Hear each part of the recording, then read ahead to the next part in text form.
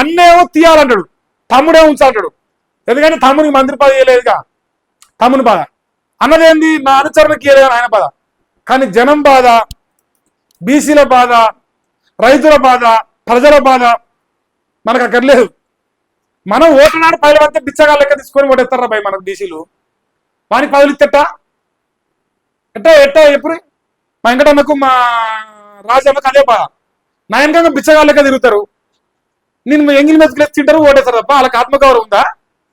ఉంటే పున్నా కైలాసం తప్పించాలని ప్రయత్నం చేస్తుంటే ఎవడన్నా మనల్ని గల్లాపడి అడుగుతురా, ఏం రాజన్న ఏం వెంకటన్న అడుగుతురా? దద్దమ్మ లెక్క మనం కన్నా మూసుకొని పంటారు, వాళ్ళకెక్కదిరా నోరు. మన ఓటునాడు 3000 4000 అంతా తిని బతారు. లేదంటే మహేష్ గారు ఇలాంటి నిజంగా మాడితే అదే బీసీలలో ఒక లుచ్చగాడు వచ్చి కేసులు పెడతాడు అంతే. మన బతుకు అదేగా, మనం మాట్లాడలేము, మాట్లాడినాయో అలా బూట్లు నాకు కూడా ఒకటే మన చేతనవుతుంది. మరి పున్నా కైలాసకు నా సంపూర్ణమైన మద్దతు ఉంది, ఒక బీసీ బిడ్డగా చెప్తున్నా. నువ్వే పార్టీలన్నా ముందు నష్టంగా మాకు సంబంధం లేదు. బరాబరు నువ్వు డీసీ అధ్యక్షుడు తప్పుకుంటే ఇంకా నేను చూసుకుంటా తర్వాత వాళ్ళ సంగతి ఏందో, అన్నదమ్ముల సంగతి నేను మాట్లాడతాను దాని తర్వాత.